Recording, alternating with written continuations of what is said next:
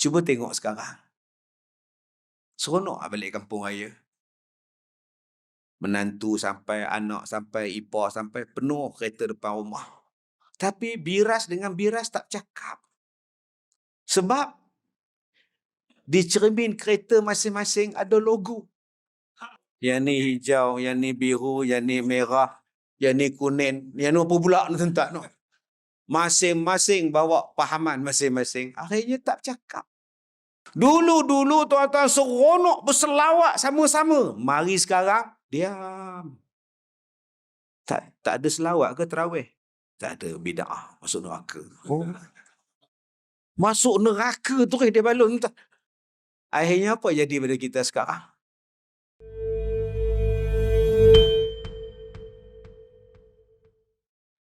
Assalamualaikum warahmatullahi wabarakatuh.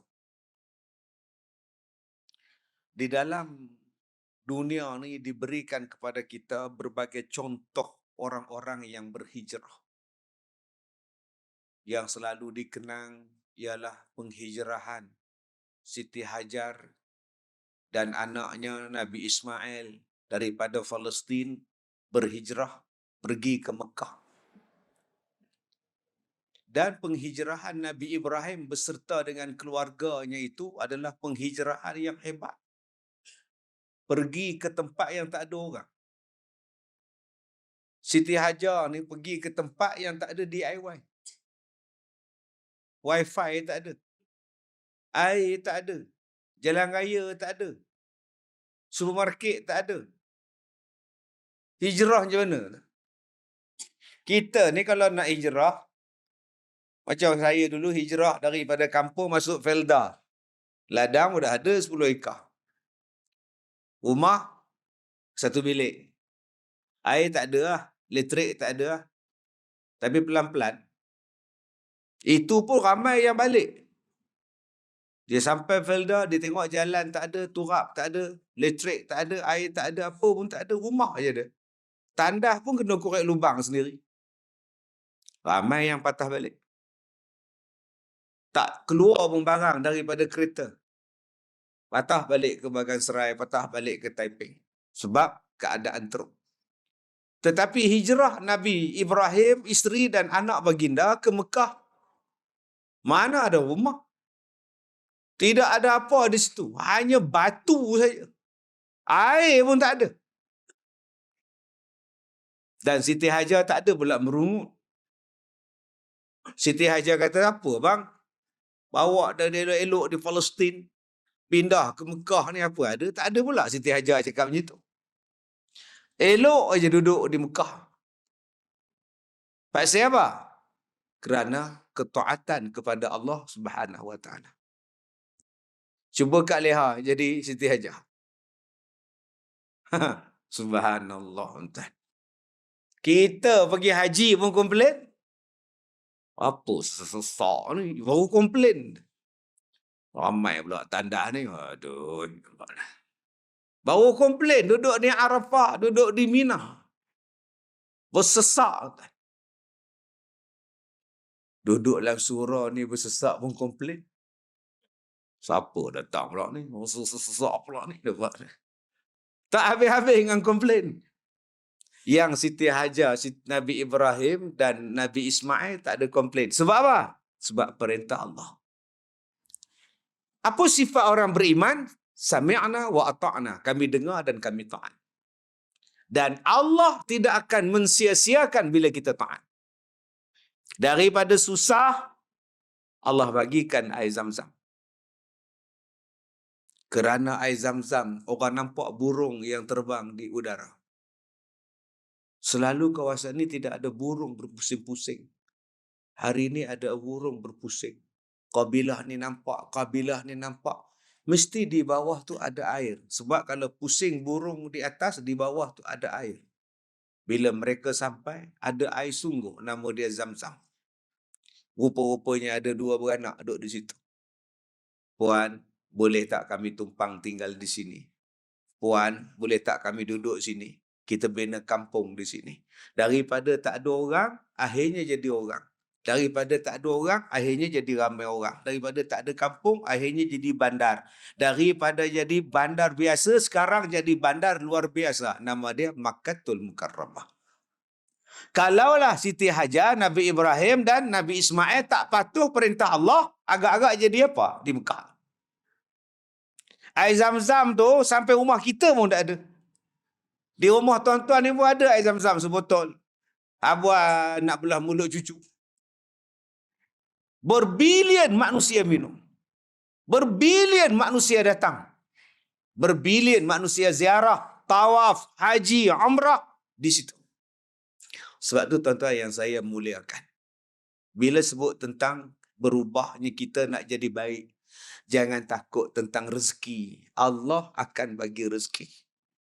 Sebab ada orang yang takut nak berubah. Berubahlah abang. Sampai bila abang ni nak jadi pondan? Dia kata kalau saya berubah jadi biasa, saya nak kerja apa? Saya tak ada kemahiran apa. Abang berubah dulu. Rezeki Allah uruskan. Kak Nak, berubahlah Kak Nak. Sampai bila nak buat kerja macam ni Kak Nak? Jadi model. Model apa? Pegang payung. Payung Formula 1, Formula 3, Formula 4. Payung berada naik motor tu. Pakai skirt. Sampai bila Kak Nak jadi tukang payung? Berubahlah Kak Nak, oi. Pakai skirt tak elok. Haram. Kalau Kak Nak pakai baju biasa, Kak Nak nak kerja apa? Jangan tanya tentang rezeki. Siti Hajar tak tanya tentang rezeki. Siti Hajar tak tanya nak jadi apa pada kami anak beranak. Saya yakin pada Allah, Allah tidak akan sia-siakan kami abang. Abang baliklah ke Palestin. Tinggallah kami berdua di sini abang. Allah tak akan sia-siakan kami. Itu jawapan orang beriman. Bayangkan tuan-tuan, dua beranak malam-malam gelap. Elektrik tak ada, lampu jalan tak ada. Sunyi sepi, tak ada orang. Tak ada pula Siti Hajar kata, tak guna punya lelaki. Pandai-pandai bawa orang letak di Mekah, dia balik. Celaka betul. Tak ada cakap macam tu. Akhirnya jadi apa tuan-tuan? Ni sampai sekarang. Peristiwa korban ambil pada kisah dia orang. Peristiwa haji, peristiwa umrah ambil daripada dia orang. Sa'i ambil daripada dia orang. Tawaf ambil daripada dia orang. Datang ke Baitullahil Haram pun ambil daripada dia orang. Sampai makam Ibrahim ada, sampai hijir Ismail ada. Ini dia kesan daripada orang yang taat kepada Allah bila Allah perintahkan pergilah hijrah. Sebab tu tuan-tuan yang saya muliakan. Nombor satu, kalau kita nak berhijrah daripada benda yang tak baik kepada benda yang baik, jangan fikir tentang rezeki. Rezeki Allah utuskan. Rezeki Allah jaga. Rezeki Allah bagi. Tak akan terputus rezeki selagi mana kita belum mati. Tuan-tuan yang dirahmati Allah. Itu yang pertama. Yang kedua, kita melalui beberapa fasa hijrah. Hijrah daripada alam ruh. Alastu bi rabbikum? Bukankah aku ini Tuhan kamu? Qalu bala. Semua orang menjawab bala. Tapi kita tak ingat. Kita tak ingat bila Allah tanya dekat kita, bukankah aku ni Tuhan kamu di alam roh?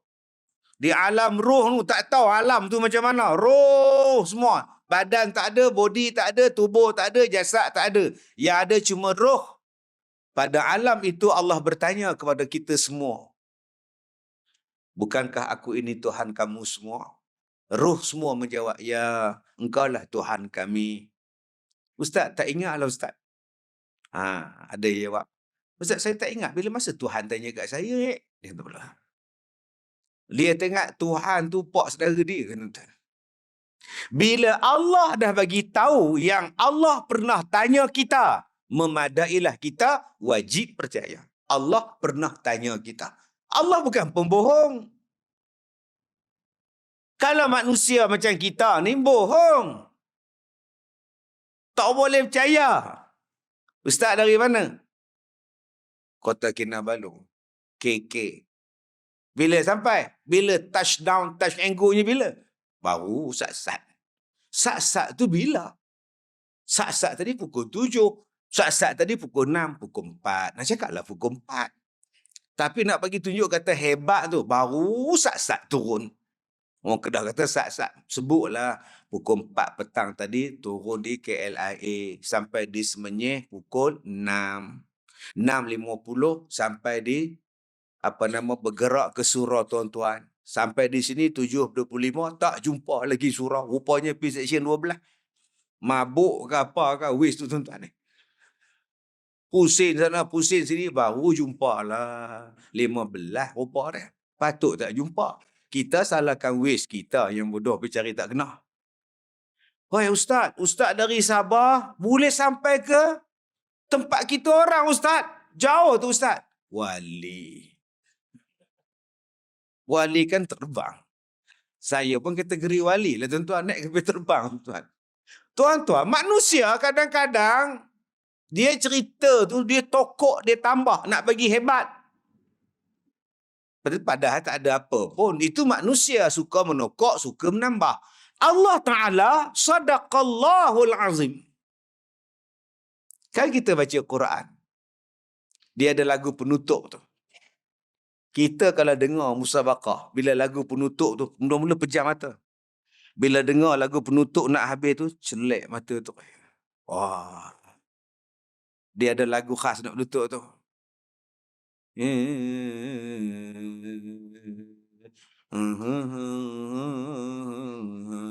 Oh, jelek tu. Dia ada lagu tu. Sadaqallahul azim. Habis. Waktu sadaqallah tu, tak ada siapa menguap. Waktu hak lain-lain tu, menguap. Waktu dengar ceramah, punya ramai menguap. Bila masa tak menguap, wabillahi taufik wal hidayah. Seorang pun tak menguap tuan-tuan. Bangkit lega. Apa makna sadaqallah? Sadaqallah, maha benarlah Allah yang maha agung. Allah kata, maha benarlah Allah yang maha agung. Maknanya Allah tak berbohong. Bila Allah kata, kita pernah ditanya, siapakah Tuhan kamu? Kita semua menjawab Allah. Memadailah kita percaya. Kita pernah mengaku Allah sebagai Tuhan kita. Waktu itu, tak ada apa-apa. Senang. Tak ada cabaran. Dan kita tak ingat pun waktu roh tu. Senang. Tapi bila roh tu ditiup, berhijrah masuk dalam badan kita. Bila ibu kita mengandungkan kita, ditiupkan roh masuk. Cabaran di dalam rahim ibu lebih daripada cabaran di alam roh. Yang kita duduk pada masa itu namanya alam rahim.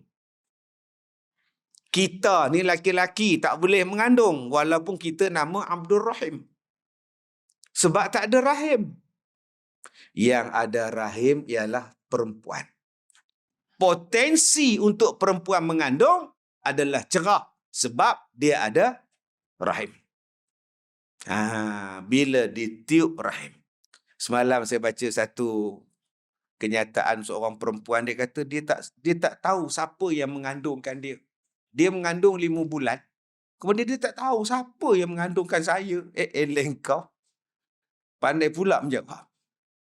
Saya pernah jumpa satu budak perempuan, mak dia datang jumpa saya, nak letakkan anak dia yang mengandung di sekolah saya. Dia kata, Ustaz, nanti dah habis bersalin, saya ambil balik anak saya. Baby tu saya serah pada Ustaz. Jadi saya tak nak dia duduk di rumah saya, nanti jiran saya nampak malu saya. Jadi dia duduk di sekolah Ustaz, Ustaz bela lah sampai dia bersalin. Saya kata, kenapa tak suruh suami dia bela? Tak ada suami Ustaz. Oh, siapa yang mengandungkan dia? Ustaz tanyalah sendiri. Siapa yang mengandungkan akak? Akak beritahu.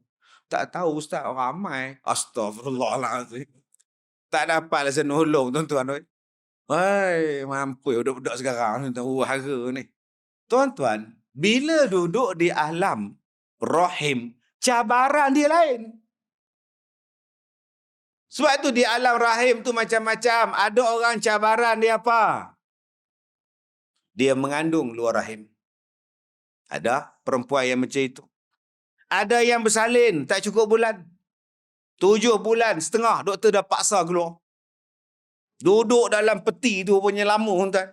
1 kilo, 30 gram je, 300 gram. 1.3 kilo, besar handphone je. Hidup ke tidak anak aku ni, ya Allah. Cabaran tu. Cabaran waktu itu, doktor dah tahu dah, jantung tak elok. Oh, cabaran. Tetapi pada masa berada di alam rahim, cabaran kita senang. Kita tak payah uruskan diri kita. Makan, minum, Allah uruskan. Jangan tuan-tuan faham bila duduk di alam rahim, apa yang mak makan, anak makan dalam perut. Jangan macam itu. Jangan tuan-tuan faham macam cerita Sultan Mahmud mangkat di julang. Bendahara bawa buah nangka, Sultan punya. Tiba-tiba perempuan mengandung. Datuk, saya teringin buah nangka. Kasihanilah patik, Datuk. Tidaklah dapat aku berikan kepada kau. Ini adalah kepunyaan Sultan, kata Zarif Medan. Slow ya, Pak Malau. Kejap dia jadi Pak Malau. Kejap dia jadi Datuk Bendahara. Kasihanlah Datuk. Yang teringin makannya ialah anak dalam perut patik, Datuk. Menung tu. Lalas dia belah, dia bagi makan. Bawa ke istana Mahmud Jun. Jahat betul. Pak Ma'un, tuan-tuan. Kejap dia menyanyi, kejap dia Pak Ma'un. Waktu dengan P. Ramlee, dia jadi Pak Lawak. Waktu di sana jahat. Ampun tuanku. Nangka tuanku ni dah ditebuk oleh ni. Siapa yang makan ni? Oh, panggil perempuan mengandung tu. Akhirnya tuan-tuan, dibelahnya perut perempuan tu. Dikeluarkan baby tu. Tengah duk pegang nangka. Tuanku, ada nangkanya tuanku, kata dia. Oh, jahat betul tuan-tuan. Tuan-tuan ingat bila makan nangka, budak tu pegang dalam perut tu. Sebab tu kita jangan duk marah anak kita mengandung. Duk makan sambal. Duk cucuk dengan sambal pok. Hai, makan sambal tu pedas tu. Kesian budak dalam perut. Kak Leha ingat budak dalam perut tu nganga. Oh, pedas. Air. Tuan-tuan ingat budak macam tu ke? Lain. Cabarannya walaupun mengandung 2, muat. Walaupun kembar, muat. Walaupun kembar 3, muat dalam rahim ibu. Dahsyat. Sebab apa? Sebab dia berada di alam ruh. Dia tak sama dengan alam dunia. Alam ruh. Relax. Tapi walaupun berada di alam ruh, dah ada manfaat kepada dia kalau kita bacakan dia Al-Quran. وَجَعَلَ لَكُمُ السَّمْعَ وَالْأَبْصَارُ وَالْأَفْئِدَةَ قَلِيلًا مَا تَشْكُرُونَ. Diberikan kepada kamu pendengaran, penglihatan dan akal. Sebab tu, waktu nak lahir tu, waktu lahir tu pun Allah dah bagi dah pendengaran. Budak-budak yang lahir tu dah dengar dah. Mata tak nampak, tapi telinga sudah mendengar. Sebab itu bila kita ni lahir anak saja, kita azan. Dia dengar. Bila isteri kita mengandung, kita baca Quran selalu. Dia dengar budak tu. Sebab Allah bagi dalam Quran, Allah sebut. Lahir saja, dia dengar dah. Dia dengar bunyi itu, dia dengar bunyi ini. Sebab tu dia terkejut bila dia tidur. Aiman, jangan bising. Adik tidur. Nampak tu. Dia jaga, dia terkejut. Maka tuan-tuan yang saya muliakan, bila berada di alam, dia pindah kepada alam dunia, dia hijrah ke alam baru. Alam dunia, alam yang lagi dahsyat daripada alam rahim. Alam kita sekarang ni, alam dunia, cabaran dia lagi dahsyat daripada alam dalam perut ibu. Alam dalam perut ibu dalam air. Alam dalam perut ibu gelap. Alam dalam perut ibu sempit. Tapi kita tak sedar. Tak sedar dia. Dia sedar tu pun dia nak keluar beranak. Tetapi apabila kita dah hijrah ke alam dunia, cabaran dia lain. Cabaran dia lain, tuan-tuan. Tadi saya cakap kalau kembar 2 orang dalam perut tak terasa. Kalau sempit 3 orang kembar dalam perut ibu tak terasa sebab alam rahim. Tapi kalau berhimpit-himpit sekarang, terasa tak? Terasa. Apa yang terasa ya? Nombor satu, bau. Bau. Oh. Tangkap kepala. Tak mana faham. Tak faham sudah. Bau ketiak. Duk apa-apa ni bau. Tangkap kepala. Cari Panadol. Bau. Lagi. Belaga. Lutut. Lagi. Tak boleh nak lunjur. Jadi tuan-tuan yang saya muliakan. Bila kita duduk di alam dunia, dia akan jadi sempit, dia akan jadi luas, dia akan jadi sesak sebab dunia. Maka bila kita berada di alam dunia, persiapan untuk dunia ni Allah Ta'ala bagi kemah. Yang alam rahim tadi, yang alam roh tadi, tak apa. Sama ya, tak ada apa beza.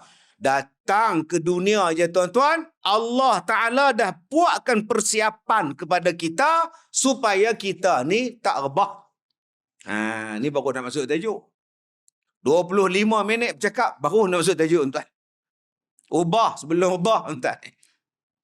Sebab itu, sebelum kita ni, bila kita duduk dalam dunia, Allah nak bagi kita selamat, Allah Ta'ala bagi kita beberapa perkara. Ikut perkara ini kalau kau nak selamat. Yang pertama, Allah Ta'ala bagi hidayah pada kita. Nama dia apa? Hidayah tabi'i. Hidayah semula jadi.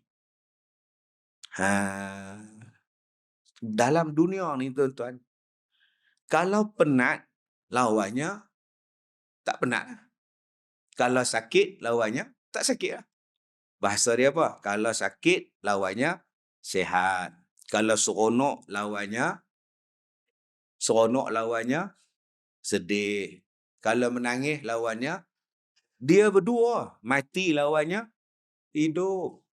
Perempuan, lawannya laki. Pondan. Sebab ada orang kata, Ustaz, kita kena menerima kepelbagaian ciptaan Tuhan. Allah menciptakan lelaki, Allah menciptakan perempuan, Allah juga menciptakan pondan. Ya, tapi Allah sebut dalam Quran, diciptakannya berpasang-pasangan. Kalau lelaki, pasangannya perempuan, pondan pasangannya apa? Pondin. Ini kadang-kadang manusia, dia tak mau terima hidayah tabi'i. Hidayah tabi'i itu kena terima. Sakit, cari makan. Salah. Sakit, cari ubat. Lapar, pergi tidur. Tak, lapar pergi makan. Itu namanya tabi'i. Sedih, apa jadi? Menangis. Seronok jadi apa? Ketawa, seronok. Itu nama dia hidayah tabi'i. Jarang orang yang bila lapar-laparnya tidurlah, jarang tak. Sedihnya. Apa yang kau ni? Tu gila tuan-tuan. Hidayah tabi'i ini Allah Ta'ala bagi. Allah Ta'ala bagi pada kita udara. Bernafaslah dengan udara. Bernafaslah. Dan takkan ada udara itu Allah jadikan penyakit. Ulang balik. Tidak akan dijadikan penyakit ataupun menyusahkan manusia dengan apa yang Allah Ta'ala ciptakan. Adakah kita boleh kata hari ini udara boleh bawa penyakit? Sudah. Tapi Allah suruh bernafas dengan udara. Allah suruh bernafas dengan hidung. Hari ini manusia lagi cerdik pada Allah. Siang malam pakai topeng. Tak pakai penyakit. Mana ada bukti? Berhati-hati tuan-tuan. Allah Ta'ala bagi kita hidung ni elok bernafas. Saya tengok pramugari dengan pramugara ni. 2.5 jam saya terbang tu. Duk pakai hang tak lepas. Hang selesa. Kena cek balik tuan-tuan. Kita hari ini duk belajar tentang ilmu apa? Ilmu akhir zaman. Ilmu akhir zaman. Apa dia? Fitnah akhir zaman, Dajjal. Apa dia tanda Dajjal? Di dahinya tertulis kafara. Dajjal tu, dia datang dekat dahi dia, dia tulis kafara. Jaga-jaga. Adakah kita nak berjaga-jaga dengan kafara hanya bila Dajjal sampai atau bila? Saya ulang balik. Adakah kita nak berhati-hati dengan kafara tu bila Dajjal datang atau bila kita nak berhati-hati?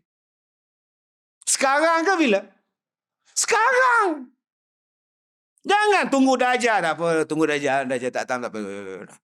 Apa yang dia bawa, apa yang dia faham, apa yang dia sebarkan kepada kita, Allah dah pesan dalam Quran. Siasat, kaji, teliti. Jangan percaya bulat-bulat.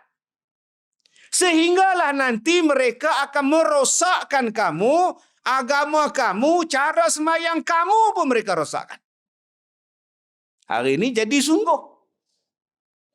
Saya masuk dalam hotel tadi, nak semayang, nak siap datang sini, dia tulis dekat pintu lift, only human wear a mask. Dia letak gambar orang, dia letak gambar alien. Maknanya siapa yang tak pakai mask, alien. Nasib baik dia buat alien. Kalau dia berberuk, saya koyak dia punya stiker tu. Dia kata hanya manusia yang pakai mask. Yang tak pakai tu alien, kata dia. Sedangkan Allah Ta'ala bagi udara bersih, Allah Ta'ala bagi hidung kita. Dalam hidung ni ada bulu hidung, ada segala benda, tuan-tuan.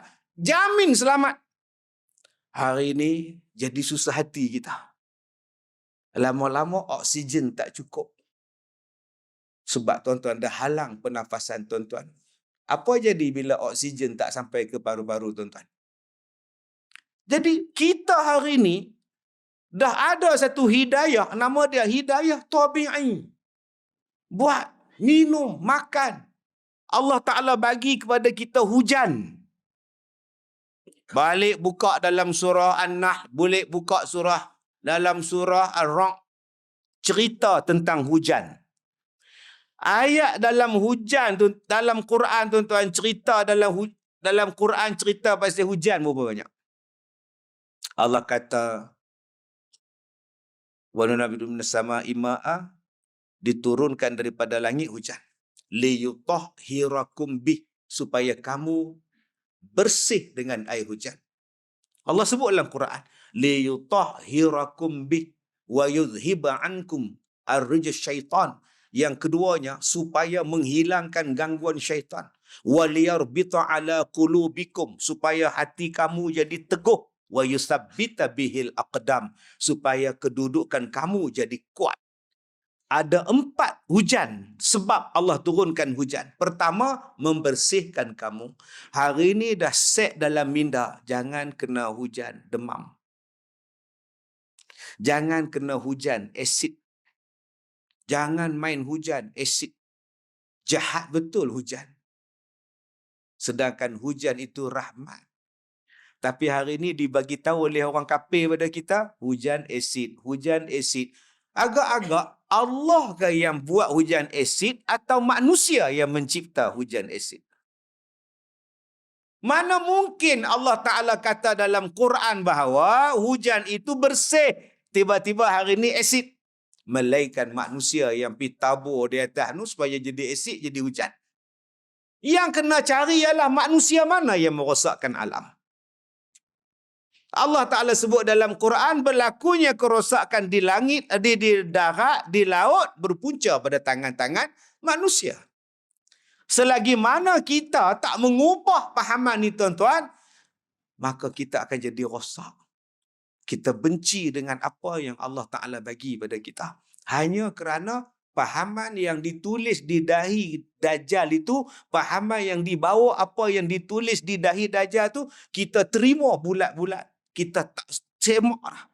Sebaliknya, apa yang Allah kata, kita siasat habis-habis. Yang hak ditulis di dahi Dajjal, mana ada orang siasat? Dia kata apa pun kita ikut. Dia suruh buat apa pun kita ikut. Tapi yang Allah Ta'ala dalam Quran sebut, berapa ramai yang bantah. Dah sampai masanya kita melaksanakan hukum berlandaskan Quran, ya. Hukum hudud dan sebagainya. Cuba tanya, agak-agak siapa yang akan jawab? Kita kena mengkaji, ya, perintah ni, ya. Nampak? Yang perintah Allah kau kaji, hak perintah Kak Farah tadi, kenapa tak kaji? Hijrah di mana ya kita? Nabi Muhammad, dia bawa manusia, umat dia pergi ke Madinah pada masa itu supaya boleh ikut Quran. Kita hari ini dah ada Quran, ikut sajalah. Dah bantah. Ustaz, masa bila saya bantah Quran? Memang abang tak bantah, tapi abang tak percaya Quran. Allah kata dalam Quran, wa iz qala rabbuka lil malaikah inni ja'ilun fil ardi khalifah. Dan ingatlah ketika kami berkata pada malaikat, kami nak jadikan Adam sebagai makhluk. Manusia yang pertama ialah Adam. Tapi yang kita percaya hari ini, manusia asal pada beruk. Yang tu kita kata, kita percaya pada Quran.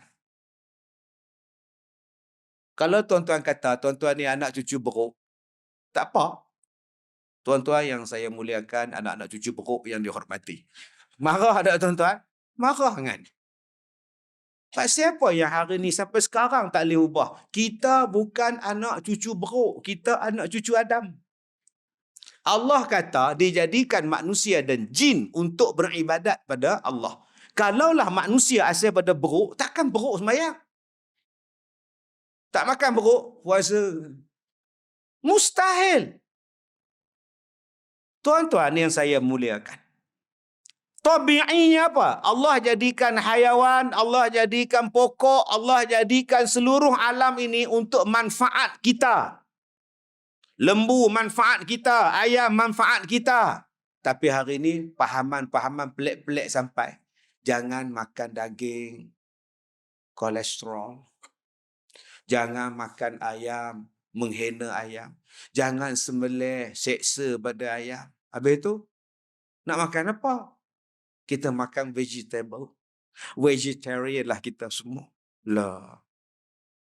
Habis itu lembu, biarkan. Ini tuan-tuan, dia mari dah satu pahaman yang menjadikan kita jangan ikut agama banyak. Kita buat cara hidup kita sendiri.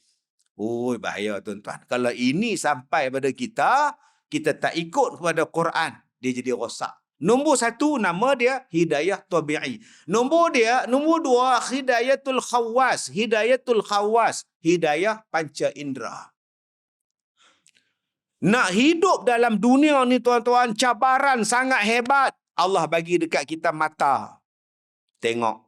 Allah bagi telinga, dengar. Allah bagi hidung, bernafas. Allah bagi pada kita lidah, berkata-kata. Allah bagi pada kita panca indera. Tengok betul-betul, kaji betul-betul, berjalan betul-betul. Jangan tak guna kepala otak ni tuan-tuan.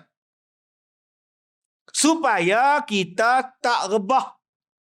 Banyak orang yang ada mata tak tengok, ada otak tak fikir, ada telinga tak dengar. Kata Allah, ulaika kal an'am bal hum adal. Mereka itu macam binatang ternak, bahkan lebih teruk daripada binatang ternak. Ni dia hijrah kita ni. Allah bekalkan kita dalam dunia ni, mata suruh tengok. Bukan suruh ngumpat. Kita bila tengok mata, terus ngumpat. Tengok je mata, tengok je orang, terus tengok kawan. Nampak tak? Kita duduk dengan kawan, dia lalu. Mata pun tengok dia, kemudian berapa ramai yang mengumpat dengan mata dia, tuan-tuan? Dahsyat ni, tuan-tuan. Takut kita. Saya duduk di airport, jalan di airport, menyuruh balik tiang, tuan-tuan. Takut. Hak Mak Saleh, hak orang Sepet, hak orang Melayu, hak orang ni pakai. Aduh, nyuruh balik tiang. Tapi ngendak juga. Aduh, ya Allah. Mata. Ni, telinga ni. Duk dengar orang ngumpat. Lidah ni, seronok join ngumpat. Allah Ta'ala jadikan panca indera ni supaya kita jadi orang baik. Jangan salah gunakan panca indera ni. Ni jari-jari ni guna untuk kebaikan. Bukan pi tulis yang bukan-bukan dalam Facebook, TikTok. Bukan boleh pi komen tak tentu hala, tuan-tuan. Kita hari ni memang kita tak mengumpat dengan mulut, tapi mengumpat dengan tangan. Bila nak hijrah ni, tuan-tuan? Saya seronok kalau abang-abang haji semua sini tak ada TikTok, tak ada Facebook. Selamat. Instagram tak ada, Twitter tak ada, apa pun tak ada. Abang-abang haji kurang dosa. Saya ni hak banyak menetang ni, Allah. Ish. Sebab tu saya jarang nak tengok, tuan-tuan. Nak komen. Sekali lagi kalau aku komen, dosa pula. Bila kita komen je, berderu masuk pula. Macam-macam bahasa. Woi, bodoh. Semuanya terbit. Bodoh ada, walaun ada, waluntit ada, semuanya ada. Walaun, walanun, semuanya ada ni. Boleh tak, tuan-tuan, kita ni hijrah? Kalau kita duk bergaduh pasal politik sekarang pun, bukannya mengundi lagi. Nanti, waktu pilihan raya sampai, tuan-tuan pangkah. Dah, selesai salah. Jangan pangkah sekarang, tak laku. Ustaz Kazim datang, pangkah. Tok Imam jadi imam, pangkah. Pangkah, mengundi 12 hari bulan. Nanti 12 hari bulan, pangkah. Sekarang kita buat kerjasama elok-elok. Ini tidak, orang kita ni, kerja dia memangkah setiap hari selama 5 tahun. Bayangkan. Setiap hari selama 5 tahun bercakap soal politik. Mengumpat boleh, memfitnah boleh, mengata boleh. Allah. Akhirnya kita mati dalam keadaan kita mengata orang. Sayang, tuan-tuan. Allah jadikan lidah untuk ingat pada dia. Allah jadikan lidah untuk baca Quran. Allah jadikan lidah wa tawassaw bil haqqi wa tawassaw bis sabr. Bukan mengata pada orang. Jadi benda-benda macam ni menjadikan kita mengata ada orang yang saling mengumpat kerana perbezaan politik. Ada orang yang saling bergaduh kerana perbezaan pahaman. Perbezaan pahaman. Bila kau buat salah, kau buat salah, aku buat betul, bergaduh pula. Tuan-tuan tak nak ke jadi macam dulu-dulu saya tengok dalam surau ni ramai orang sebaya dengan saya 50-60an ke atas. Tok Imam muda baru 28. Berapa? 20 apa? 30 muda. Saya tua pangkat ayah dia. Abang-abang haji. Cuba kita hidup tahun 70-an. Ingat balik kenangan tahun 70-an. Teringat lagu Arab Azmi. Terkenang semasa dulu hatiku merasa rindu. Teronok, tuan-tuan. Dulu mana ada catering. Kenduri kahwin gotong royong. Kak Leha, Kak Nak, Kak Tipah bawa pisau, potong bawang, potong kentang. Abang Bidin pasang kemah. Dulu mana ada kenopi-kenopi semua. Semua letak kat balai raya. Angkat, bubuh dalam roda 3, susun papan, duduk atas balai. Marhaban. Marhaban tak macam sekarang. Selamat bersanding pengantin baru. Itu marhaban dalam TikTok. Tiap hari marhaban tu menyampah aku tengok, tuan. Dulu kita susun papan. Datang ustaz sana duduk berjanji pukul 9 pagi makan biskut kering. Cicah kopi Tengah-tengah duk marah hamba. Aduh. Terkepit tuan-tuan tu. Dia papan tu duk susun terkepit. Diam tu imam tu. Dia hak sana bangun, dia terkepit. Dia bukannya main paku. Tuan zaman dulu susun. Tu nama dia balai orang panggil dia. Oi, masa tu seronok. Anak-anak muda kain tola good morning. Rokok dekat sini, telinga ni, basuh pinggan tuan-tuan, nampak? Seronok tahun 70-an, tahun 80-an. Yang bersilat, kerja bersilat. Yang pengantin sampai, satu kampung masuk nak tengok pengantin bersanding. Masuk kepala kot tingkap, muat. Tingkat cermin nakor tu muat. Bila nak keluar tak boleh. Tak boleh. Oh, meriah. Mana tu? 70-an, 80-an. Mana ada gaduh. Sonok. Semayang terawih lagi sonok. Oh, Tok Bilal. Subhanal Malikil Ma'bud. Oh, yang budak-budak main polis sentri. Saya main polis sentri, tuan. Tok Bilal, kau ni selawat Allahumma salli ala Muhammad. Satu surah menjerit. Sallallahu wasallam alaihi. Nampak tu. Bunyi tu lain macam. Sallallahu. Bila nak habis? Nampak tu. Budak-budak tu berhenti. Lama lagi. Saat lagi habis terawih, budak-budak masuklah surau masjid, diam. Tok Bilal tengok, siapa yang menjerit tadi? Semua diam.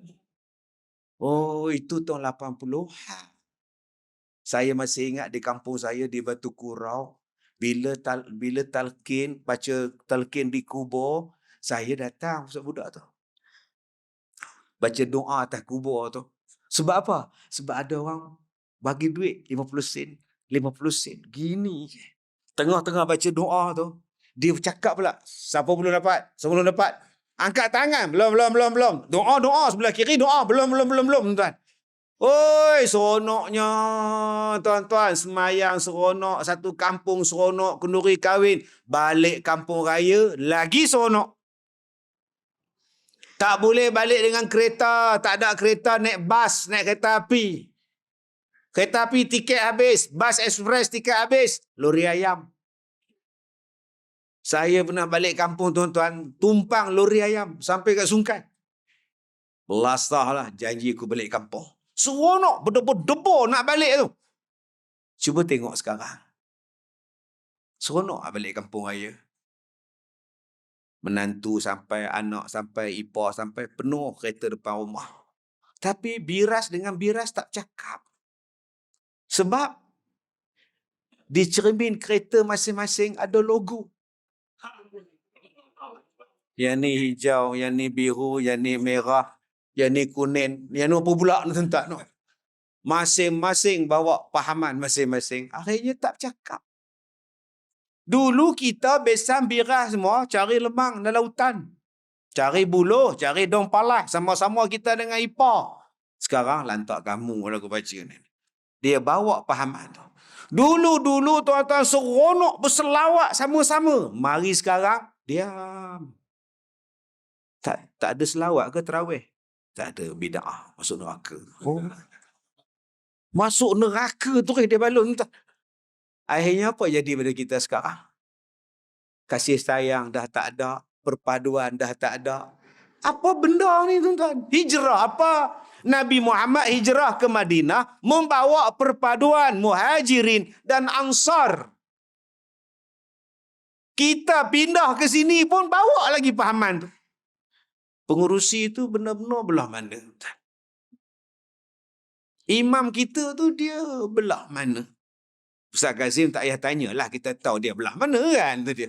Astaghfirullahalazim, tuan-tuan. Saya kalau orang tanya saya, Ustaz belah mana Ustaz? Boleh belah, saya cakap. Saya datang jauh-jauh dari Kota Kinabalu naik Petrobang sampai tuan-tuan. Orang tanya Ustaz belah mana? Bodoh dia. Orang nak mengajak belah Islam, nak mengajak belah Allah, nak mengajak sebelah Rasulullah. Engkau masih tanya lagi, belah mana engkau? Kalau saya cerita pun saya belah mana tak pakai. Perak tak ada PRN tahu tuan-tuan. Apalah. Jom tuan-tuan. Bersatu kita. Kerana perpaduan itu Rasulullah aja berkasih sayang. Hak tadi semayang di bawah. Saya pun semayang di bawah. Hak di belakang tu. Surau kita ni tak muat ni. Baik kita cari jalan. Macam mana nak besarkan surau? Kan bagus. Lagi bagus. Kuliah maghrib tempat kita ni sambutan bagus. Tuan Haji, saya nak sponsor 5 ustaz, saya sponsor. Kan bagus. Subuh kita ni makin kurang orang ni, tak penuh lagi. Tuan Haji, apa kita buat kempen sembahyang subuh berjemaah macam sekarang? Kan seronok tuan-tuan hidup. Macam mana nak bagi ramai orang datang? Tak susah Tuan Haji. Kita bagi makan nasi berani kambing, datang orang. Kan hidup seronok tuan-tuan kalau kerja sama. Ini tidak. Belah mana, belah mana. Baca Yasin, tak boleh tau. Kita tak boleh baca Yasin malam Jumaat. Oh, pening kepala tuan-tuan. Tu baca apa? Baca Al-Kahfi. Dah Al-Kahfi, baca juga Yasin. Tak. Nabi tak buat. Oh, pening. Saya tak lancar Kahfi. Kalau itu saya tak nak baca lah, saya tak lancar. Saya balik rumah. Rumah dia tengok TikTok. Nabi main ke TikTok?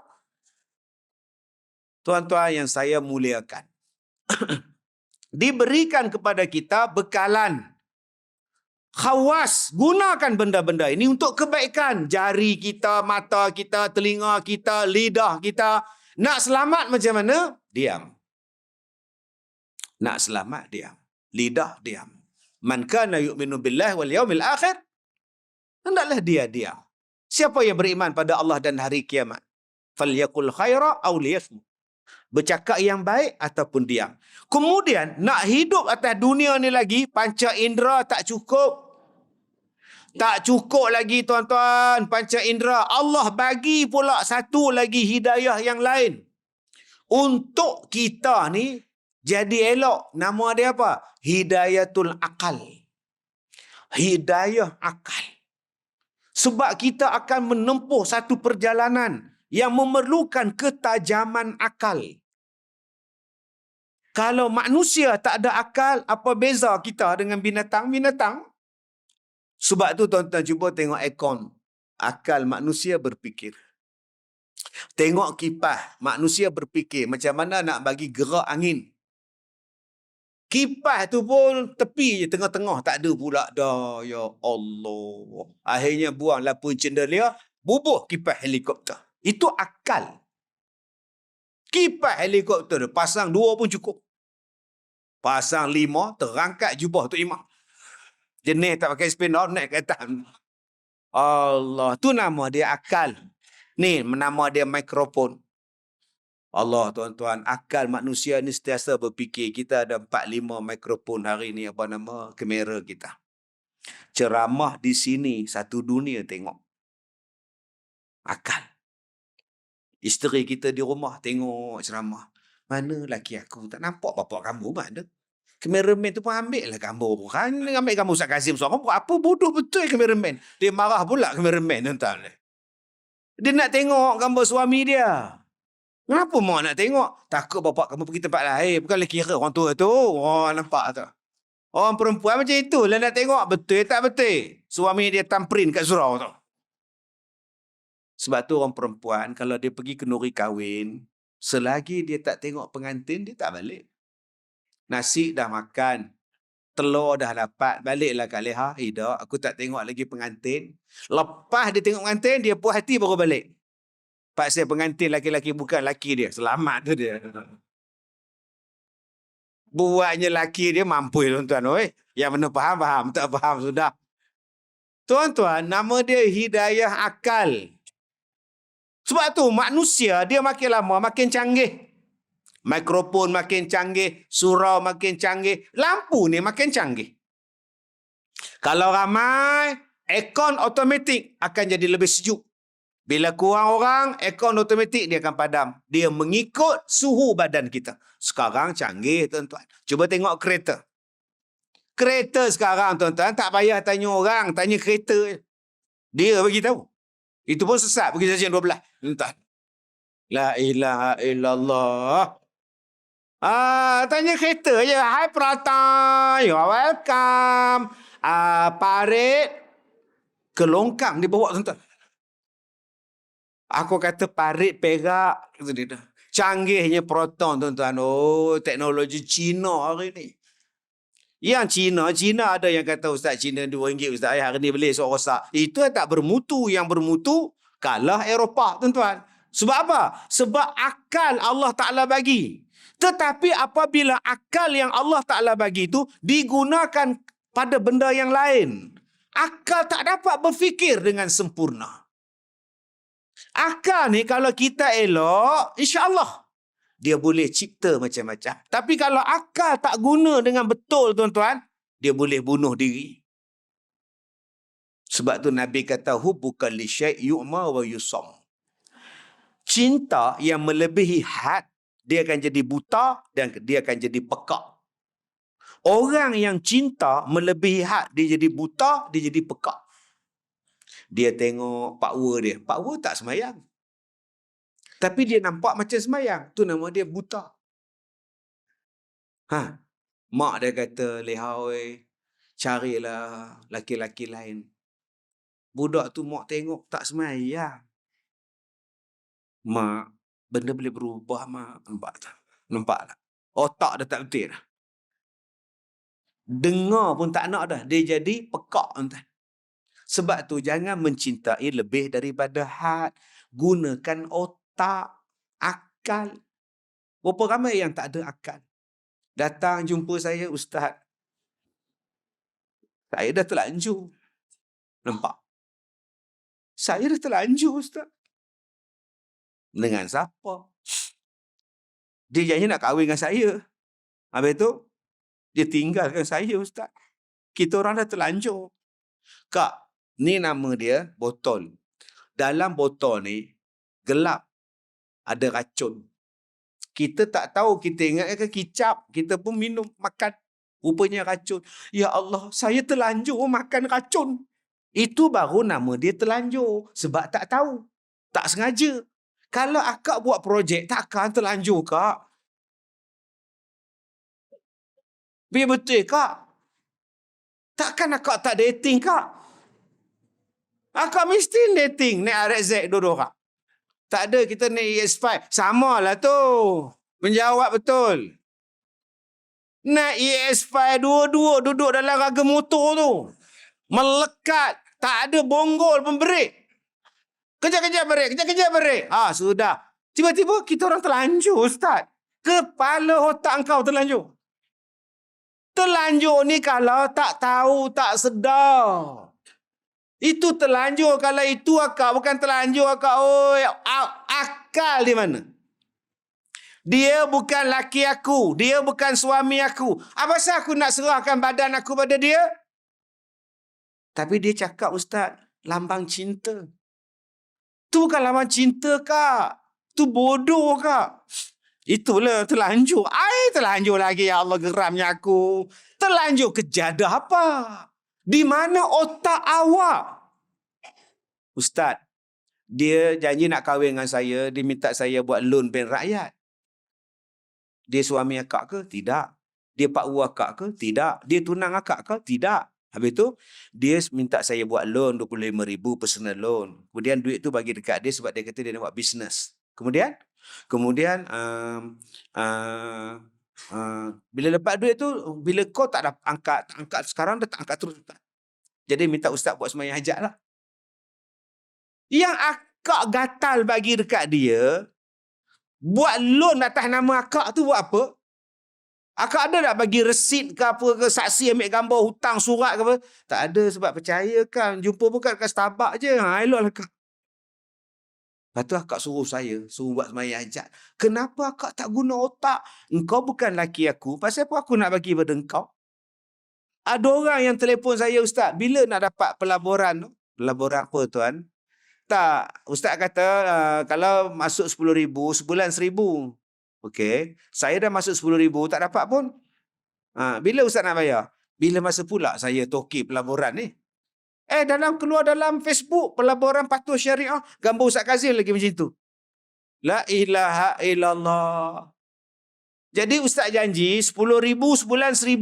Masa bila saya janji? Itu scammer. Abang, waktu abang masuk 10,000, abang PM, kenapa abang tak call saya?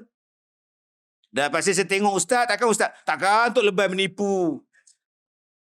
Tak, bila abang dah bagi, abang tak dapat duit, pandai pula abang call saya. Cuba abang call saya sebelum abang masuk. Itulah menggunakan akal. Ini dah bagi, duit hilang. Telefon Ustaz Kazim, bila nak bagi duit? Lagi sekali saya cakap, kepala otak kau. Inilah dia tuan-tuan perangai kita. 3 pagi dia telefon saya. Saya dah menung. Ya, Assalamualaikum. Ya, faham bang? Ustaz, tolong jamin saya. Jamin apa? Abang kena tangkap ke? Tangkap Ustaz. Ni, khaluat. Oh. Sekarang kat mana? Sekarang dekat lokap Jabat Agama. Saya tak nak tidur dalam lokap ni Ustaz. Ustaz tu dah datang jamin. Tak apalah bang, dah pukul 3 bang. Esok lah bang. Ustaz tolonglah Ustaz. I beg you Ustaz. Saya kata hari ni hari Sabtu, mana ada beg? Tak ada. Tak ada bang. Lalu macam ni bang. Abang telefon isteri abang, minta dia jamin. Kalau saya nak telefon dia minta tolong, lama dah saya buat. Saya tak nak dia tahu Ustaz. Tolonglah. Macam ni abang. Abang waktu abang nak khaluat, abang tak ada pun ajak saya. Bila dah kena tangkap, pandai-pandai pula ajak saya join. Amboi. Otaknya di mana? Allah Ta'ala bagi kita ni tuan-tuan supaya kita tak rebah. Abang-abang ada isteri, jaga. Jangan skandal. Guna otak. Dia bini orang. Aku laki orang. Yang aku nak ngorak dia pakai jadah. Bila dah ni kita pula ustaz saya skandal dengan bini orang. Otak abang waktu mengorak dia dulu di mana? Dah saya try ya ustaz, tak sangka pula dapat. Mana boleh ang sangka rebel bang? Ni sangka ni ang sangka rebel ni. Sebab itu tuan-tuan yang saya muliakan, Allah Ta'ala dia bagi kita otak untuk berfikir. Orang yang otak dia cerdas, dia duduk dalam keadaan aman, maka dia boleh berfikir yang bukan-bukan. Cuba tuan-tuan tengok. Cina tu. Dulu mana ada produk Cina, tuan-tuan. Habis kuat mainan. Dulu made in China. Tak pun pinggan mangkuk. Pinggan hak berat tu. Bunga lebar-lebar tu. Tak pun cermin nyonya putih muka tu. Made in China. Sebab pada masa itu, negara mereka berkecamuk. Berperang, bergaduh. Berperang medan Tiananmen, Komunis lah apa semua. Otak profesor, otak mereka tak boleh nak fikir. Selepas 89, keadaan di aman, keadaan di China makin aman. Maka otak yang Allah Ta'ala bagi tu, mereka guna sungguh-sungguh.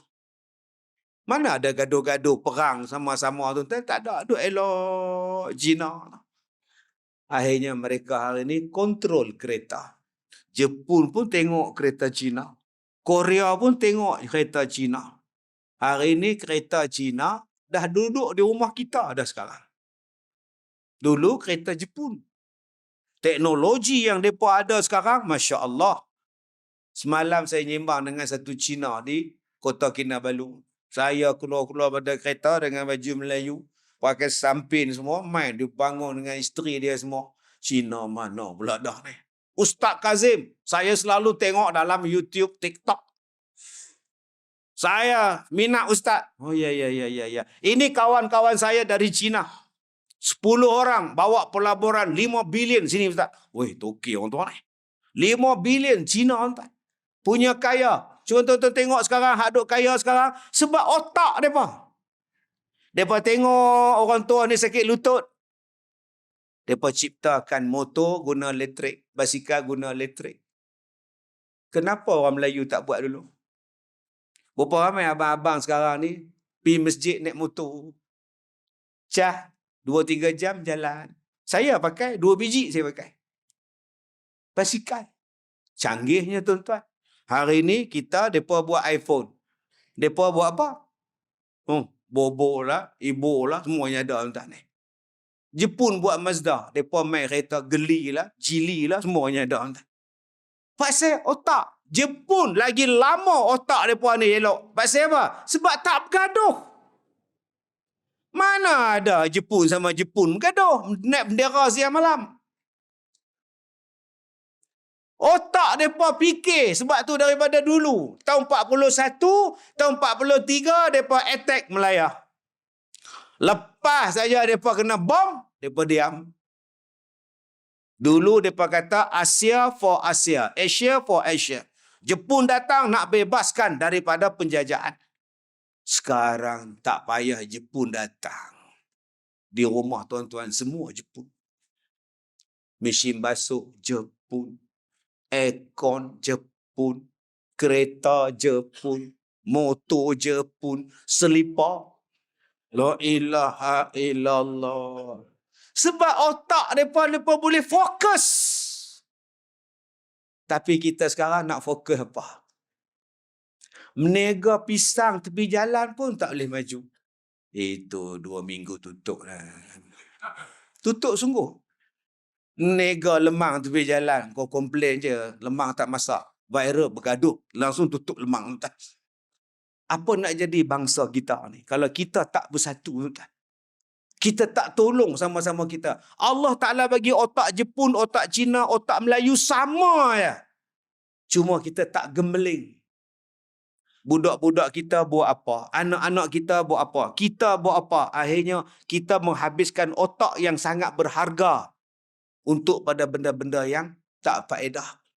Macam mana kita nak hidup dalam dunia cabaran yang begitu besar kalau otak ni kita tak pakai? Jadi tuan-tuan cari jalan macam mana kita di taman kita ni, kita gunakan otak untuk memajukan taman kita, masyarakat kita, anak-anak kita. Yang keempat, otak saja pun tak cukup kalau tidak ada hidayah yang keempat. Nama dia hidayah agama. Hidayah tu din. Nak hidup dalam dunia ni, kalau tak mau rebah, ikut agama. Kenapa Ustaz? Kerana orang yang benci kepada kita sangat ramai. Makhluk yang benci kepada kita sangat hebat. Dia bukan gila-gila, kecil-kecil punya gila-gila. Dia nak merosakkan kita ni tuan-tuan sangat hebat. Kesudahan dia apa Ustaz? Kesudahan dia nak tarik kita masuk neraka. Makna jahat sungguh Ustaz. Ya. Ada yang mengadu pada saya Ustaz. Nak tanya sikit macam mana cara nak minta maaf dekat syaitan. Saya tanya kenapa? Semalam saya maki dia. So, rasa macam berdosa sangat Ustaz. Kenapalah aku dikelilingi orang tak sihat tuan. Saya kata kak memang syaitan tu kena maki kak. A'udzubillahi minasyaitonirrajim. Ni maki syaitan. Syaitan minta maaf ya. Syaitan. Oh syaitan. Minta maaf ya. Minta maaf kejadah apa? Dia nak bawa kita masuk neraka. Tuan-tuan nak minta maaf ke dia? Selagi kita belum mati, selagi itulah dia nak bawa kita, teman dia dalam neraka. Bawa sekali. Sebab tu tuan-tuan dalam dunia ni, lawan sungguh-sungguh dengan setan. Macam mana nak lawan setan Ustaz? Allah sebut dalam Quran, udkhulu fis-silmi kafah. Masuklah dalam Islam secara keseluruhan dia. Dan jangan kamu ikut jejak langkah syaitan. Jadi satu cara mengalahkan setan ialah ikut Islam. Ikut Quran, ikut Nabi Muhammad, ikut ijma', ikut qiyas. Selamat. Setan tak boleh buat apa.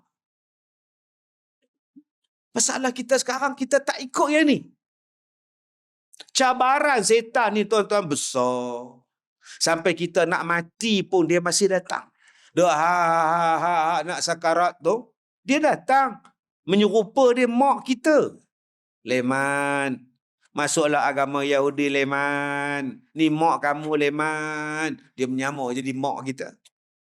Oh, setan jahat tuan-tuan. Sebab itu bila orang sakit nak mati, kita kena talqin. Talqin di sini bukan buka buku. Jangan ada buka buku lah apabila datang kepada dia belum mati bang, sabar bang. Talqin di situ maknanya ngajar dia ngucap la ilaha illallah. Bukan suruh mengucap. Man, ngucap man, man, ngucap man.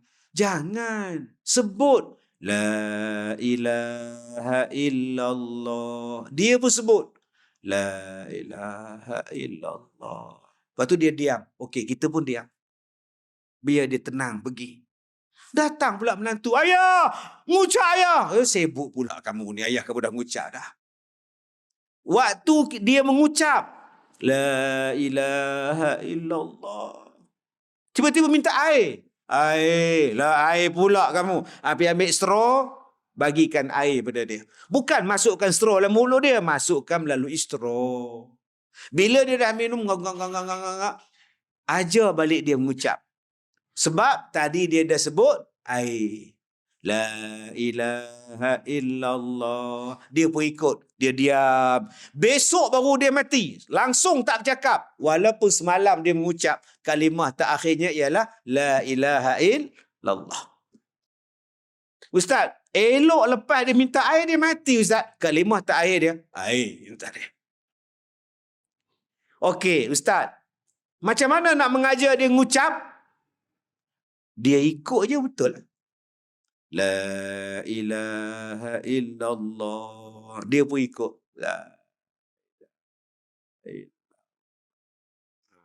Itu betul lah tu. Dia sakit. Jangan tuan-tuan duk perbetulkan dia pula. Mat. La tu 4 harakat. La. Dia ni pasal apa? Dia suruh pederah 4 harakat. La ilaha illallah. Jenuh geleng kepala orang tua tu. Dia tu sakit. Lidah pun dah keras dah. Mana dia mampu lah. La. Betul lah tu. Bukan boleh kemas macam kita belajar tajwid. Itu drama buku 7. Drama buku 7 betul. La ilaha illallah. Woi senang benar mati kamu pun. Itu drama. Tanoi. Drama buku 7 tu nama tak ada lah nama tuan-tuan. Kalau yang jantan hero Haikal, Aiman, Danish, Ryan, Adam, Sidik. Tobat lahum tak ada tuan-tuan. Mana ada hero nama Sidik, Bidin, lagi tak ada. Usop, tobat lahum tak ada. Nama Ryan. Amboi, nama. Jadi tuan-tuan, Allah Ta'ala bagi kepada kita hidayah agama. Nak lawan setan, ikut agama. Lagi apa dia lagi yang nak ganggu kita ni? Yahudi dan Nasrani. Yang saya duk sebut tadi ni, hak di dahi Dajjal tadi ni. Tuan-tuan ingat Yahudi dan Nasrani ni dia goda kita sikit-sikit kah? Allah gunakan perkataan walan tarda ankal yahud walan nasara tu. Hatta tattabi'a millatahum. Sampai kita ikut jejak langkah mereka. Tiba-tiba ada orang yang buat kawan baik dengan Yahudi, pahaman Nasrani dia ikut. Dia mari pahaman macam-macam tuan-tuan. Dia bagi kita sesat. Sebab tu Nabi ni ajar kita macam mana nak lawan setan. Sayang orang hari ni lawan setan dia hanya belajar ruqyah. Auzubillah. Bukan yang tu. Bawa botol. Allah. Pula botol. Buang kat sungai. Sampai di sungai ada budak mancing, buka pula keluar balik tuan-tuan. Udah pening kita ni.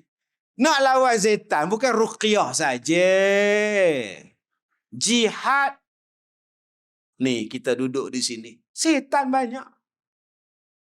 Tuan-tuan ingat setan tak masuk ke? Oh, dia ceramah lah pula. Aduh, kacau. Lagi dia masuk. Dia datang di mana? Di celah punggung tuan-tuan. Masih tu dah gatam lah. Nampak? Dia duduk di mata tuan-tuan. Mengantuk lah. Waktu habis ceramah, tak ada siapa menguap.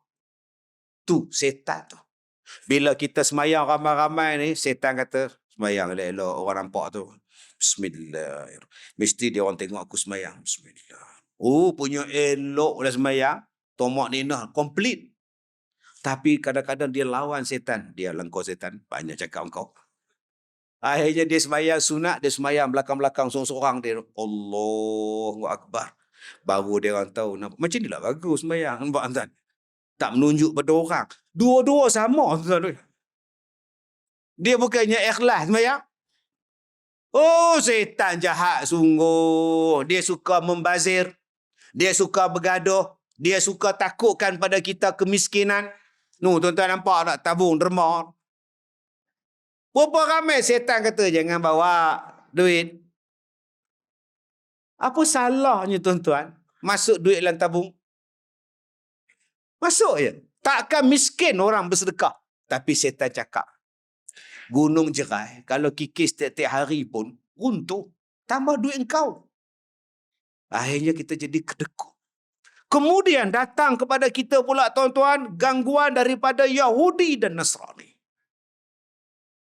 Nak bagi kita rebah. Sebab tu Rasulullah ajar kita macam mana nak selamat daripada pahaman mereka. Sampai ada sahabat Nabi pergi berperang dengan Rasulullah, bawa senjata, mereka gantung senjata mereka tu dekat pokok. Nabi kata, cara yang kamu letak pedang-pedang kamu tu macam Yahudi letak, jangan buat. Sampai meletakkan pedang, macam mana Yahudi letak pun Nabi larang. Bayangkan. Bila nak datangkan seruan azan, masing-masing bawa cadangan. Macam mana kita nak panggil orang datang sembahyang? Kita ketuk lah. Bunyi loceng. Udah macam orang lain. Kalau gitu kita tiup trompet. Pon, pon, pon, pon, pon, pon. Tak boleh. Balik fikir dulu. Besok datang, Umar kata saya mimpi, ini kalimah dia. Allahu Akbar, Allahu Akbar. Yang ni pun sama, yang ni pun sama. Inilah azan. Itu yang datang azan. Mula-mula cadangnya bunyi macam loceng tuan-tuan. Bunyi macam tentuang semuanya ada. Itu kan cara azan orang lain. Itu kan cara panggilan orang lain. Jangan tiru. Sampai Islam Rasulullah ajar pada kita bawa cara kita sendiri. Tapi sayang tuan-tuan. Bila kita buat hijrah, sambut hijrah. Tapi berapa banyak amalan kita, perangai kita, cara hidup kita masih lagi ikut cara Yahudi dan Nasrani. Pakaian kita. Jadi adik-adik, anak-anak yang datang ni, kita duduk dalam surau ni. Kalau boleh kita main semayang ni, baju kita tak ada lah tulis-tulis kat belakang. Baju jangan tulis-tulis. Kadang-kadang kita tulis belakang ni. Kita yang duduk di belakang ni, duduk baca. Oh, Ronaldo. Semalam kena apa kosong tau. Sudah entah. Kalau tulisan, bahaya entah. Bahaya tau. Dia nak mari rosakkan kita ni, Yahudi dan Nasrani ni macam-macam. Dulu kita kata dia rosakkan daripada muzik, daripada filem, daripada itu. Sekarang ni tuan-tuan macam-macam. Dia rosakkan daripada makanan kita. Dia rosakkan daripada sistem riba kita. Dia rosakkan daripada sistem perniagaan. Dia rosakkan kita daripada makan minum, daripada kesihatan. Sampai kita hari ini bergantung dengan mereka. Dulu saya kata bila kita sakit, makanlah habatus sauda. Orang tibai saya. Kalau kita rasa ni, makanlah habatus sauda. Ustaz sendiri cakap, habatus sauda bukan ubat untuk semua penyakit. Lah. Sekarang, saya kata kenapa tak minum madu lebah? Ubat Allah Ta'ala sebut dalam Quran. Hari ini orang tak percaya dengan habatus sauda. Orang tak percaya dengan madu lebah. Orang tak percaya dengan ubatan harba alami yang Allah Ta'ala bagi kepada kita. Saya sampai sekarang, tuan-tuan, saya tak ada air hujan malam Jumaat, saya tak ada. Tunggu dia lama sikit, saya tak ada air hujan, saya bubuh dalam peti ais, jadi beku. Kemudian bila saya keluarkan daripada bahagian beku, letak dalam baldi, saya rendam kaki saya atas ais batu daripada air hujan tadi. Untuk nak bagi kuat kaki saya. Nak bagi kuat sarap-sarap saya. InsyaAllah. Saya tak pernah tinggal habatus sauda. Saya tak pernah tinggal madu lebah. Saya tak pernah tinggal minyak zaitun. Tak pernah tinggal. Sebab Nabi suruh buat. Minyak yang paling bagus ada. Makanan yang paling bagus ada. Minuman yang paling bagus ada. Tapi orang-orang Yahudi menjadikan makanan-makanan ini tak elok. Tak elok, kata dia. Saya gula saya, tuan-tuan, 5. Lepas makan 6, 7. Bacaan gula. Tuan-tuan cuba tengok jadual saya. Ingat jadual saya. Hari Isnin, saya di Rompin, Pahang. Hari Selasa, saya di Rompin, Pahang. Habis di Rompin tengah hari, saya datang rakaman KLFM di Ceras. Maghrib. Habis 9 malam, saya patah balik ke Kuantan. Hari Rabu, sambutan Ma'al Hijrah peringkat negeri Pahang. Habis di Kuantan, saya patah balik, saya ada kat Seremban Jaya. Malam. Hari Khamis pagi, saya naik kapal terbang pergi Kota Kinabalu. Hari Khamis malam Jumaat, saya ceramah dekat dengan Masjid Daerah Putatan malam tadi. Siang tadi, saya ceramah dekat satu lagi masjid dekat Kota Kinabalu. Saya sampai sini, saya ceramah dengan tuan-tuan. 9 suku pun tak habis. Besok, pukul 9 sampai pukul 12 bas melawat sekolah saya nak buat ceramah dengan dia orang 4 jam. Habis ceramah besok, saya ceramah di Pulau Pinang. Habis Pulau Pinang, saya pergi pula ke Gadik, Melaka. Habis di Gadik, Melaka, hari Isnin 8.30 pagi, TV Hijrah live. 12.30 tengah hari, CIMB KL Central. Malam, forum perdana di Ipoh. Ustaz tak penat? Dok. Alhamdulillah. Ustaz makan apa? Makan nasi, makan apa? Ustaz tak penat. Sejak bila Ustaz jadi macam ni? 33 tahun dulu. Inilah kerja saya. Kerja. Hari-hari kerja. Sampai Abang Jamil, Allahu Akbar. Faham, tak faham. Allah. Di mana saya dapat kekuatan? Ini macam Haji Bakhil tanya pula dekat Piramli. Di manakah kekuatan Datuk Hang Tua? Di kerisnya ke? Di tenaganya ke? Kata dia. Oh, Nuju 14 je.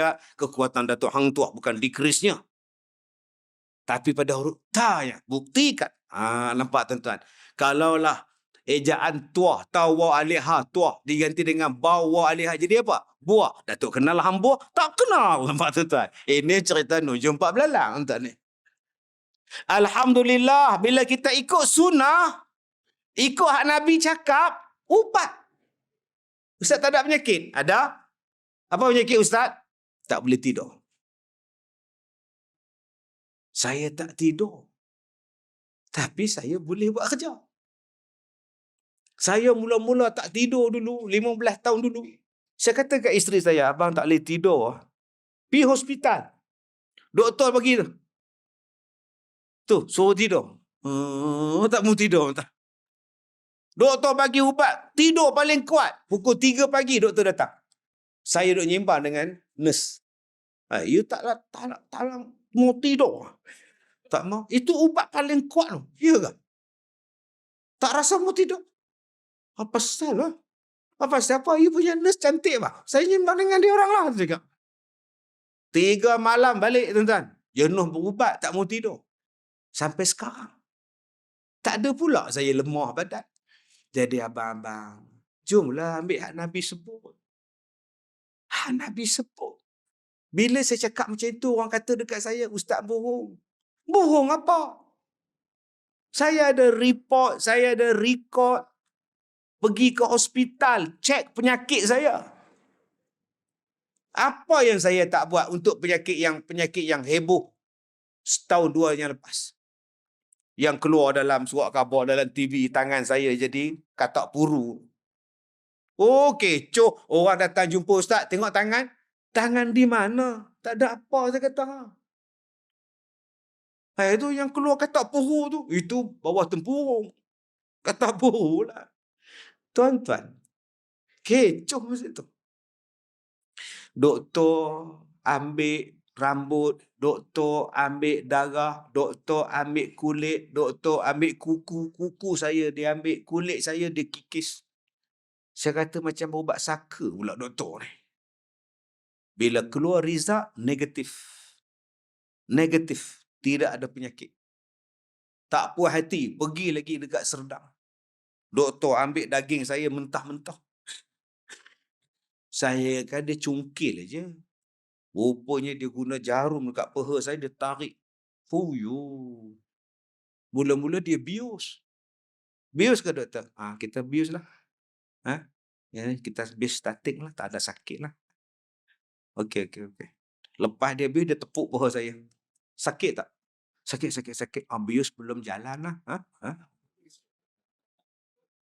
Tunggu sekejap lah. Baik. Dia datang lagi sekali, tepuk lagi. Sakit ke? Tak sakit doktor? Sudah jalan lah bius.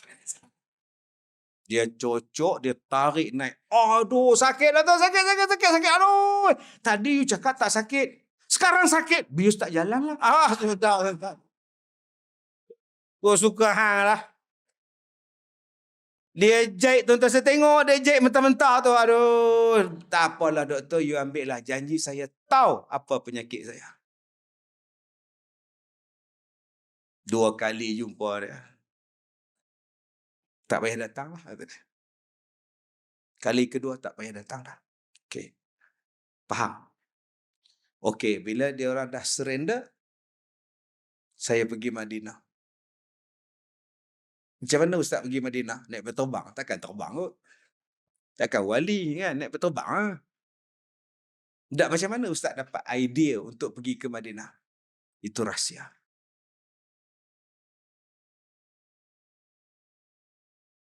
Tuan-tuan, 3 hari saya duduk di Madinah. Keluar, saya rasa satu benda yang berat selama ni hak duduk di badan ni. Allah, habis.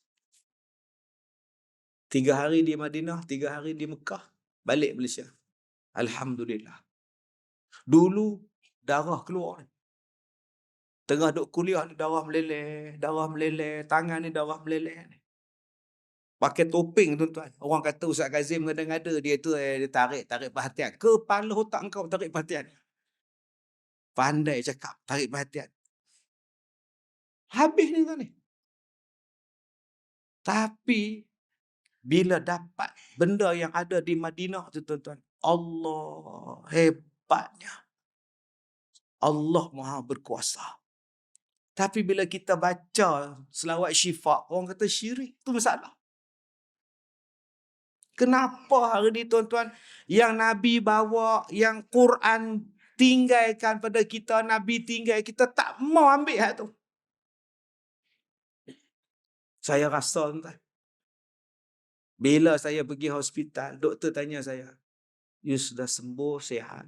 You berubat di mana? Madinah. Dengan apa? Dia tengok muka saya. Tuan-tuan, yakinlah dengan agama kita. Dia menyelamatkan kita. Kalau kita tinggalkan agama, kita ambil separuh, kita tolak separuh, kita tak selamat. Dan yang terakhirnya ialah taufik. Nak selamat dalam dunia ni supaya kita tak rebah, kita minta kepada Allah supaya Allah berikan taufik pada kita. Saya ni pun belum tentu lagi tuan-tuan mati dalam keadaan iman. Tambah-tambah saya ni pun dah jadi penyanyi sekarang. Penyanyi jadi ustaz, ustaz jadi penyanyi. Ini pun tanda-tanda akhir zaman. InsyaAllah saya buat album 10 buah lagu dalam proses sekarang dengan KRU. Orang tanya saya, ustaz kenapa ustaz jadi penyanyi? Ceramah susah. Ceramah kena tonia. Nyanyi tak payah. Dan insyaAllah filem saya akan keluar pada bulan 11. Saksikan di panggung wayang. Orang tanya saya, kenapa ustaz jadi pelakon? Ceramah payah. Susah ceramah, kena tolia. Pelakon tak payah. Sebab tu saya dah 33 tahun saya ceramah, saya nak jadi profesion lain pula. Penyanyi dan pelakon. Itulah jawapan saya. Nak ceramah ni macam-macam lah. Padahal saya ni dah otai. Otai dah saya ni. Saya tak kata saya ilmu banyak. Tapi apa salahnya permudahkanlah untuk ceramah, kuliah. Daripada budak kecil sampai orang tua. Semua kenal saya. Tadi Presiden Persatuan Pengilang-Pengilang Halal Food India, nama dia Azrful Aziz. Dia pun kenal saya. Turun-turun kapal terbang. Datuk Kazim. Oh, dari mana ni?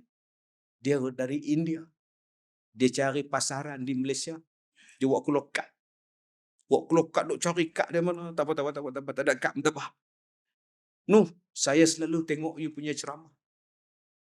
Lah, tuan-tuan, Tara tu, Masya Allah, daripada India tu, nak pergi Dubai pula. Dia bawa hak dari Malaysia ni, I'm bring rendang, sate. Oh, cokodok tak buat, dia kata. Tuan-tuan yang saya muliakan. Mudah-mudahan bila saya ni, ialah saya pun takut. Bila saya berlakon filem, kadang-kadang ya. Sebab tu saya buat syarat. Bila Mamat Khalid panggil saya berlakon 18 Puasa dengan ya semua, dengan yang meninggal baru ni Mak London, misal Pak Karim, Naya Pak Karim, dia orang ni baik tuan-tuan. Pak Karim tu bagus, Aziz pun bagus, M. Osman. Tengah-tengah berlakon tu, sampai sekarang saya masih ingat, tengah duk berlakon tu, stop, solat, tu hak pegang hela, solat. Semua berhenti berlakon. Dengan Pak Karim buka misai simpan. Saya lagi pakai balik. Misai palsu ya. Saya jadi imam. Allahu Akbar. Dia orang sediakan kemah besar kita punya surau ni. Segala kru, kameraman, semua backman, semua semayang. Tuan-tuan, saya dapat idea. Bila saya makan laksa dengan Allah Yarham Pak Karim, Mamat Khalid, Allah Yarham, saya tanya dekat dia, bang, baguslah bang. Semua orang semayang, bagus bang. Abang bukan apa bang. Abang takut pada Allah. Nanti kalau abang mati, kalau Allah soal abang nak jawab apa? Jadi abang sediakan surau. Wajib semayang. Hebat kan? Macam satu kelang di Sungai Petani, dia datang jumpa saya. Tahun lepas dia untung 150 juta. Kelang orang Melayu kita. Saya tanya, apa yang abang buat? Ustaz, setiap pekerja kami, bila semayang Zuhur, tamprin. Habis semayang Zuhur, tamprin keluar. Siapa yang tak semayang, saya panggil. Setiap pekerja dia, punch card. Masya Allah. Saya jaga semayang, Ustaz. Kalau Kak Nap, tengok tamprin tak ada. Kak Nap, kenapa tak semayang Zuhur? Muzur. Bidin, kenapa kau tak semayang? Muzur. Wah, sudah tuan-tuan. Jom semayang. Sebab tu bila saya berlakon filem, antara syarat yang saya buat, kita semayang berjemaah. Pegang-pegang tak ada. Dalam filem tu saya muntah darah. Isteri saya dalam filem tu, abang. Mana ada suami bergelumpur muntah darah, isteri tengok aja. Mesti goncang, abang. Dalam filem tu, abang, itu je tuan. Jadi bayangkan nanti, kalau filem dan drama, ustaz-ustaz ni jadi pengarah, ustaz-ustaz ni jadi penulis skrip, ustaz-ustaz ni jadi pelakon, agak-agak drama kita macam mana? Agak-agak lagu yang dinyanyikan macam mana? Itu tujuan saya buat. Supaya kita boleh masuk, kita ubah pelan-pelan. Alhamdulillah. Dan kita pun tak tahu kesudahan kita hijrah lagu mana, perakhiran dia. Jadi marilah kita minta supaya Allah berikan kita istiqamah. Ni surau ni, istiqamah jemaah di sini. Tuan-tuan jangan tinggal surau ni. Kalau boleh bagi cantik lagi. Saya mula-mula datang tengok comelnya surau. Cantiknya surau. Hidupnya surau. Seronok saya tuan-tuan. Mudah-mudahan surau kita bertambah lagi. Apa yang kurang, kita top up. Kerjasama. Tak payah bawa pahaman-pahaman tu, tak payah. Kita duduk di sini ahli sunnah wal jamaah, pahaman kita satu ya, dah duduk sini. Mudah-mudahan Allah turunkan barakah. Perpaduan kasih sayang kita di sini. Mudah-mudahan Allah ampunkan dosa kita, naikkan darjat kita. Allah pelihara kampung kita, taman kita ni. Jadi tuan-tuan, saya minta maaf jika terkasar bahasa. Kita jumpa lagi. Saya dah ceramah di Malaysia ni dah 33 tahun. Inilah kali pertama saya datang ke sini. Kalau tuan-tuan nak jemput saya lagi, 33 tahun daripada sekarang. InsyaAllah.